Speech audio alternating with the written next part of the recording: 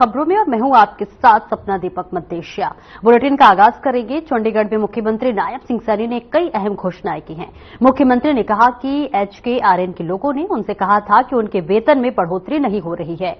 मुख्यमंत्री ने कहा कि उन्हें खुशी है कि HKRN के सिस्टम को हरियाणा सरकार ने बनाया है। कुछ समय पहले ये ठेकेदारी प्रथा थी जिसमें शोषण होता था। ये काम कांग्रेस के समय में चलता था। मुख्यमंत्री ने कहा कि कांग्रेस के समय में इतना शोषण होता था कि कांग्रेस का कोई ध्यान नहीं था, सब ठेकेदारों पर छोड़ दिया जाता था। मुख्यमंत्री ने कहा कि मैनेज तरीके से पैसा पहुंचाने का काम राज्य सरकार ने किया है।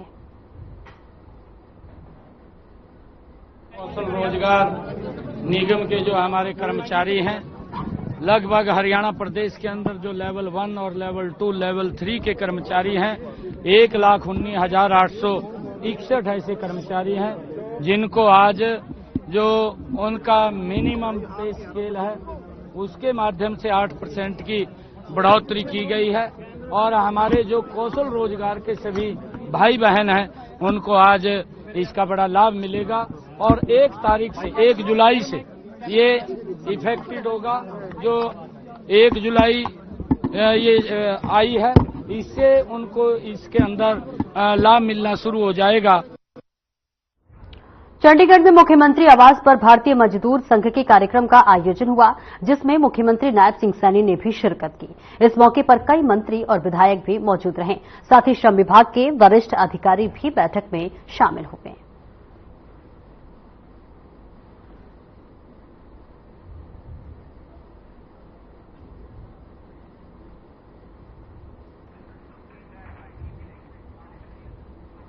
हरियाणा के मुख्यमंत्री नायब सिंह सैनी ने पानीपत की अनाज मंडी में आयोजित राज्य स्तरीय सामाजिक सुरक्षा पेंशन, डॉक्टर भीमराव अंबेडकर आवास नवीनीकरण योजना और मुख्यमंत्री ग्रामीण आवास योजना के तहत कार्यक्रम में बतौर मुख्य अतिथि के रूप में संबोधित कर रहे थे। और देखिए, आपको बताते चले, इस दौरान उन्होंने कहा कि केंद्र और हरियाणा की डबल इंजन की सरकार असल मायने में गरीब हितैषी है और गरीब को आर्थिक रूप से मजबूत और सशक्त बनाने की दिशा में लगातार काम कर रही है। कांग्रेस की सरकार में गरीबों को योजनाओं का लाभ लेने के लिए कार्यालयों के चक्कर लगाने पड़ते थे। बिचौलियों और कमीशन खोरों की मनमानी चलती थी, लेकिन उनकी सरकार में न कोई बिचौलिया है, न कमीशन और न ही किसी सिफारिश के लिए चक्कर काटने की जरूरत है। योजनाओं का लाभ सीधे गरीबों के खातों में पहुंच रहा है।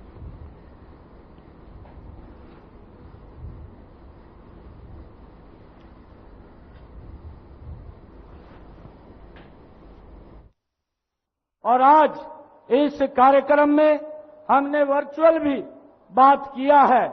मैं आज हरियाणा के विकास, आज इस राज्य स्तरीय समारोह में विभिन्न योजनाओं और लाभार्थियों को आज लाभ जारी करते हुए मुझे बहुत खुशी का अनुभव हो रहा है। मैं सभी को बहुत बहुत हार्दिक बधाई और शुभकामनाएं देता हूं। पूरे हरियाणा प्रदेश के जो आज 22 के 22 जिलों में और हमारे यहां पानीपत के इस ऐतिहासिक भूमि पर सभी मेरी मातृशक्ति बुजुर्ग आज इतनी भारी संख्या में पहुंचे हैं। मैं दोनों हाथ जोड़ करके आप सबको राम राम करता हूं, प्रणाम करता हूं। आज मुझे ये खुशी है कि आज प्रदेश में 75,330 आज नए हमारे पेंशन के लाभार्थी बुजुर्ग जुड़े हैं। मैं उनको सबको आज बहुत बहुत बधाई और शुभकामनाएं देता हूं। आज मुझे ये भी खुशी है कि आज भीमराव अंबेडकर आवास नवीनीकरण योजना के तहत हरियाणा प्रदेश के 2000 लाभार्थियों को मकान की मरम्मत के लिए आज हर व्यक्ति को 80-80 हजार रुपया जारी करने का भी मुझे सौभाग्य प्राप्त हुआ है।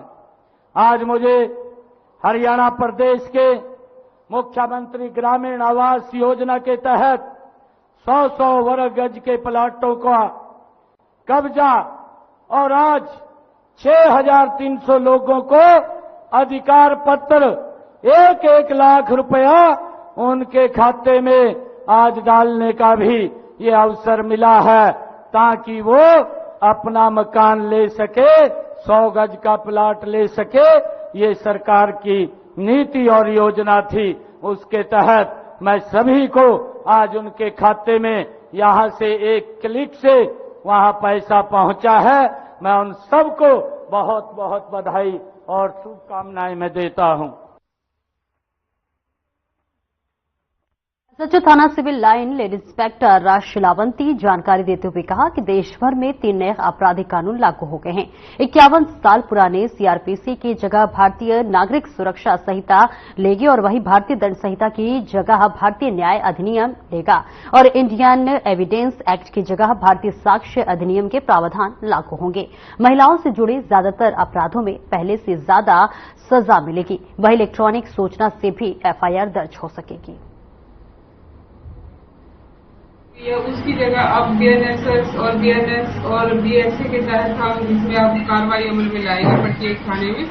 और इसमें कुछ राहत भी दी गई है, जैसे 2 या 3 साल के सजा वाले मुकदमे हैं उनमें सुधरने का मौका जो माननीय अदालत है उनके द्वारा आरोपियों को दिया जाए। जिस तरह की इंडियन पेनल कोड है या एविडेंस कोड है, सभी को बदल दिया गया है। कितना सभी लोगों को जो नए कानून आए हैं इसका सुधारात्मक प्रवृत्ति होगी या कितना फायदा मिलने वाला है? कि अपराधों की जो कमी है और उनमें जो सजा का प्रावधान है वो निरंतर अपराध की गतिविधि, अपराध की प्रवृत्ति पर निर्भर करता है। अपराध जितना ज्यादा होगा सजा भी उतनी होती है। और जो रही है राहत की बात, तो अपराधों में जितना भी हो सकता है कम सजा वाले मुकदमों में ही राहत मिल पाएगी, लेकिन जो हीनियस क्राइम है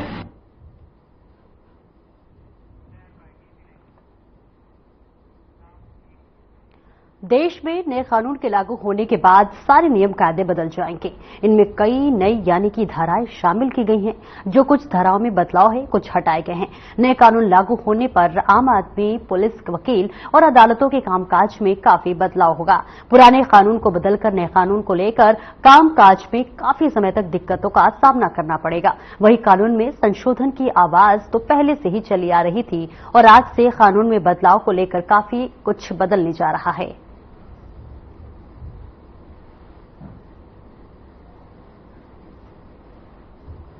भारत के पहले 3 कानून थे, भारतीय दंड संहिता, एविडेंस एक्ट और सीआरपीसी।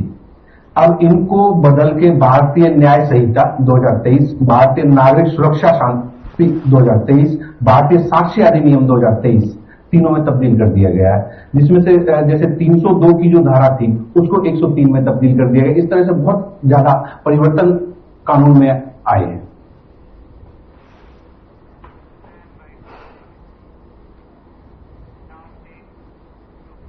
1 जुलाई 2024 से पूरे देश में 3 नए आपराधिक कानून लागू कर दिए गए हैं, जो काफी बड़ा परिवर्तन बताए जा रहे हैं और भविष्य में आपराधिक सिस्टम में बड़े और सकारात्मक नतीजे मिलने की उम्मीद है। इन कानूनों का उद्देश्य आरोपी को सजा दिलवाना नहीं, बल्कि पीड़ित को तुरंत न्याय दिलाना है और ये कहना है रेवाड़ी के पुलिस अधीक्षक गौरव राजपुरोहित का।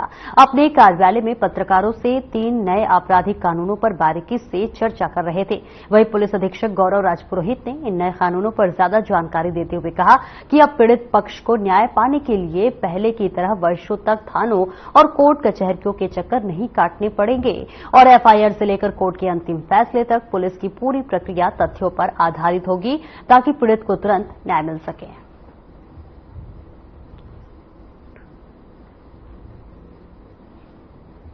देखिए, जो हमारे पहले 3 कानून थे, आईपीसी, सीआरपीसी और इंडियन एविडेंस एक्ट, तो इनको जो है अब बिल्कुल बदल दिया गया है और नए 3 कानून आए हैं, भारतीय न्याय संहिता, भारतीय नागरिक सुरक्षा संहिता और भारतीय साक्ष्य संहिता। तो ये बीएनएसएस और जो भारतीय बीएसए, जो ये 3 नए कानून हैं, अब आज की तारीख 1 जुलाई 2024 है, ये पूरे देश में जो है लागू हो चुके हैं।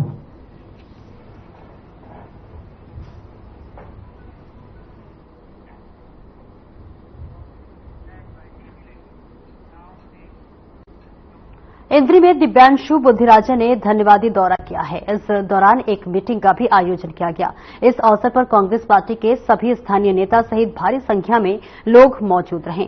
लोगों ने दिव्यांशु बुद्धिराजा का जोरदार स्वागत किया। दिव्यांशु बुद्धिराजा ने कहा कि करनाल की जनता ने उन्हें बेहद प्यार दिया और पिछले लोकसभा चुनाव से 2 गुनी वोट दी है।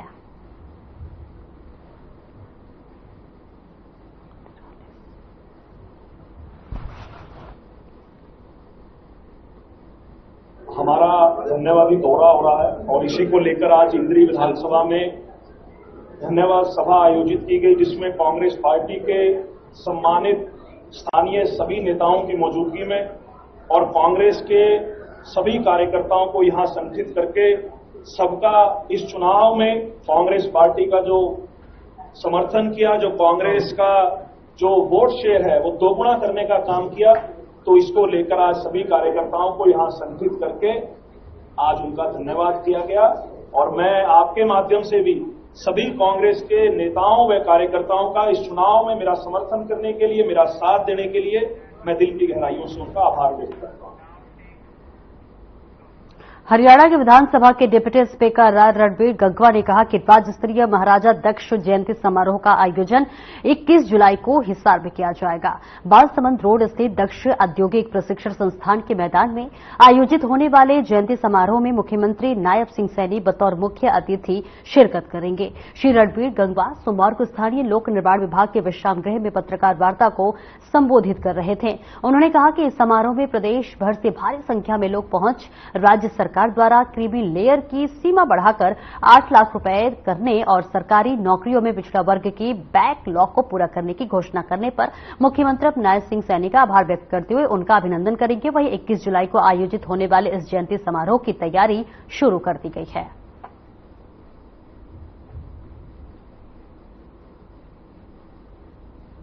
जनता पार्टी की सरकार वैसे तो हर वर्ग के लिए कार्य कर रही है, लेकिन विशेष रूप से जो बैकवर्ड क्लास की पिछले कई सालों से मांग थी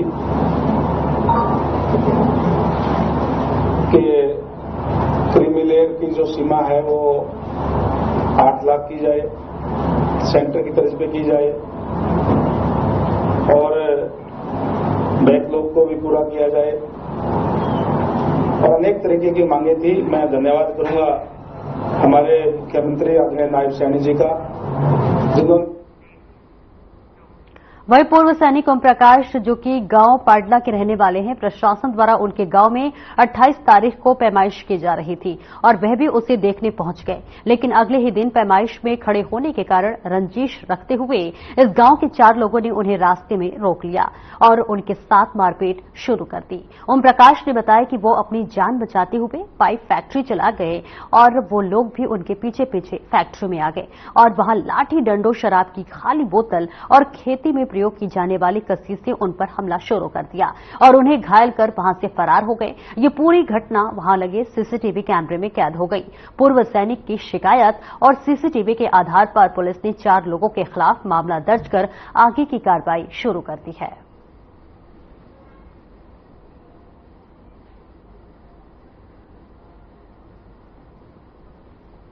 इस घटना का ऐसे ताजिदनी के साथ मेरा ये वारदात हुआ है। इनकी 28 तारीख को पैमाइश थी, प्रशासन आया था, सेक्रेटरी साहब गिरदावत साहब गवर्नमेंट की तरफ से वहां भी इन्होंने गाड़ी विरोध किया, मैं खड़ा था तो गिरदावत साहब ने प्रशासन बुला लिया। उसके बाद हम वहां से चले गए, पैमाइश होगी, निशान लगा दिया। हमें कोई वो भी नहीं था कि इनका कोई नुकसान हो। दूसरे रोज में खाना लेने गया, मेरी वाइफ नहीं थी, आप माहौल करते रोड से मिला और पैमाइश की पूरी साहब रोकना क्या गवर्नमेंट थी, उसने जब गाड़ी विरोध किया वहां से मैं छुटकारा के रोड की रसवाती सकती है वहां चला गया। वहां लड़का मेरे खाना लेने गया हुआ था बोलू कबाड़ी। जब मैं वहां गया बोलू कबाड़ी के ताला लग रहा, रोड पार किया, मैं उस फैक्ट्री में चला गया। घंटे में 4-5 लोग आए। इसका खुद का बेटा है मनोज का, चंकित नाम है, एक इसका भाई विनोद है, 2 बेटे उसके थे, एक इसका छोटा भाई है।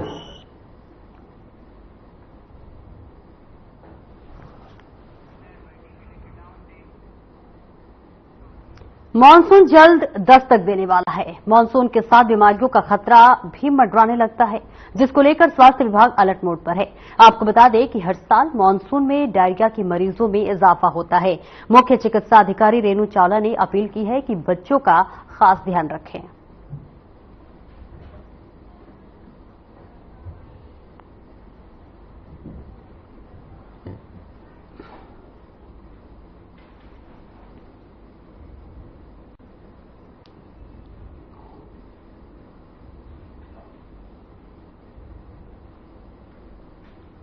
आज जैसे हमारा पुंजी में है, हमारा एक स्वास्थ्य विभाग की तरफ से प्रोग्राम स्टार्ट हुआ है स्टॉप डायरिया कैंपेन।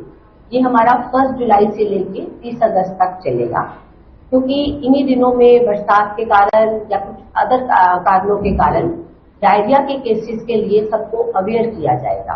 तो हमारी सभी मेडिकल ऑफिसर्स हैं, सभी एएनएम्स हैं, मेल वर्कर्स हैं, आशा वर्कर के लेवल तक ये सब लोगों को बताएंगे भी, और घर जाके जैसे ORS के पैकेट्स हैं वो भी देंगे और बताएंगे कि कैसे किसी बच्चे को अगर लूज मोशन लगते हैं, डायरिया लगता है तो उनको क्या करना है, उन्हें घबराना नहीं है। एक तो अगर छोटा बच्चा है तो उसका स्तनपान जारी रखना है।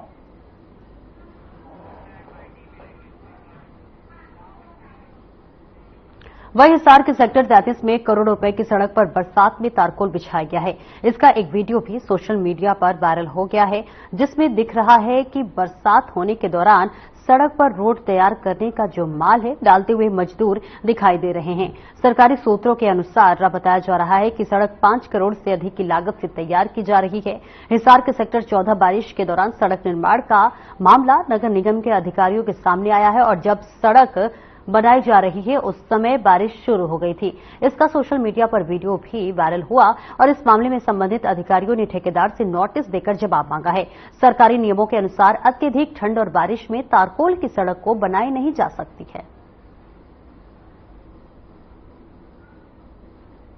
ये सेक्टर 14 में हमारा काम चल रहा है स्पेशल रिपेयर का, और इसमें ये सेक्टर 14 और 33 के बीच में जो हमारी आउटर रोड है 14 सेक्टर की, वो है ये रोड।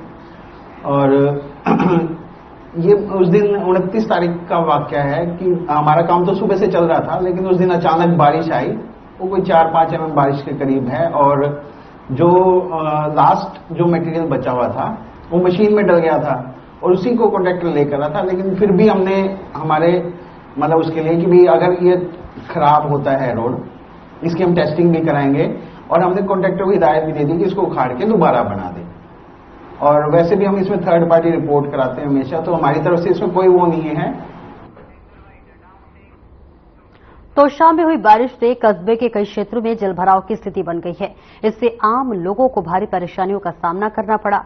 तो वहीं आपको बताते चले कि तोशाम में बाजार में कई जगह पानी भर गया। इससे बस स्टैंड के आसपास स्थित दुकानदारों ने बताया कि हर बार बारिश के मौसम में उन्हें इन परेशानियों का सामना करना पड़ता है और हर बार गलियों में पानी भर जाता है, जिससे उनकी दुकानों में भी पानी घुस जाता है और हजारों के सामान और हजारों रुपए के सामान बर्बाद हो जाते हैं। दुकानदारों का कहना है कि वो इस संबंध में कई बार प्रशासन से गुहार लगा चुके हैं, लेकिन जल निकासी का कोई प्रबंध नहीं किया जाता है। हजारों रुपए का नुकसान हो गया, दिहाड़ी दार मजदूर था। यह समस्या सालों से है, आते हैं जाते हैं, कहते ठीक हो जाएगी, जीरो रिजल्ट। तो प्रशासन ने कोई इंतजाम नहीं किए ना, कुछ कोई इंतजाम नहीं। प्रशासन तो सुनते हैं अपने नींद में आराम से, बढ़िया बात। और इतना नुकसान हो चुका है दुकानों में, लास्ट फ्राइडे तक पानी आ चुका है और कई दुकानों में पानी जा चुका है। इतना नुकसान हो गया है, काउंटर भी उनके खराब हो चुके हैं और ये इसका कोई भी सोल्यूशन नहीं है। पिछले 5-10 सालों में कार्रवाई करते हुए, इनको कहते हुए प्रशासन को कोई सुनवाई नहीं कर रहा है। बरसात के टाइम हर साल इतना ही नुकसान उठाना पड़ा है, प्रशासन कोई व्यवस्था नहीं करे, पानी की निकासी की कोई भी समस्या नहीं है। तो हर बार पानी भर जाता है, हर बार पानी भरता है। ये समस्या कई सालों से प्रशासन ने कोई मदद नहीं करता है, न पानी की कोई निकासी है। तो आपको आर्थिक टांगरी नदी में बारिश से अंबाला में काफी नुकसान हुआ था। भारी बारिश के कारण नदी ओवरफ्लो हो गई थी, जिससे कई कॉलोनियों और इंडस्ट्रियल एरिया में पानी भर गया था। एक बार फिर मानसून ने दस्तक दे दी है और इस स्थिति को देखते हुए हरियाणा के पूर्व गृह मंत्री अनिल विज ने भी मुख्यमंत्री को पत्र लिखा था। तो वही स्थानीय लोगों में भी बाढ़ को लेकर डर है। उनका कहना है कि पहले नदी से खनन हुआ करता था और टांगरी गहरी हुआ करती थी, लेकिन अब खनन न होने के कारण नदी गहरी नहीं है। हालांकि पूर्व गृह मंत्री अनिल विज भी समय समय पर स्थिति का जायजा लेने जा रहे हैं और इसके साथ ही अधिकारियों को तेजी से काम करवाने के लिए भी आदेश दिए गए हैं।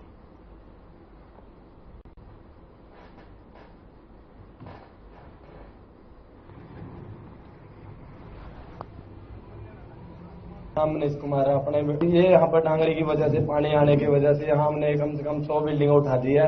इन्हें ये परेशानी इसी वजह से अभी पानी आता है यहाँ पर। इनका फर्नीचर वगैरह हो गया, द्वार है जिनमें वेस्टिंग लगा रखा है, या कोई भी मकान में पैसा पत्थर वगैरह ये लगा रखा है, पानी की वजह से इन्होंने बहुत नुकसान हो रहा है बाउजर का। हम सरकार से तो चाहते हैं कि बाउजर का ये डांगरी का पानी का समस्या जरूर करे जी। इसलिए हमने कम से कम 100 बिल्डिंग उठा रहे जी, रोज जोरों शोरों से चल रहे जी, रोज जाकर से।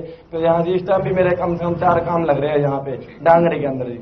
पिछले साल मेरे मकान में लगभग 6 फुट पानी था, जिससे कि मेरा सारा का सारा फर्नीचर जो है सारा समाप्त हो गया, और मजबूरन में मुझे इस साल जो है ये मकान जो है दोबारा ऊपर उठाना पड़ रहा है, जिसके ऊपर कम से कम मुझे 20 लाख रुपए का जो है मेरे ऊपर एक प्रकार से आपत्ति है ये कि मुझे 20,000 लाख रुपए इसके ऊपर खर्च करना पड़ रहा है। इसका जो समाधान है। और इसी के साथ इस बुलेटिन में इतना ही। खबरों का सिलसिला आगे भी जारी रहेगा। दीजिए इजाजत, नमस्कार।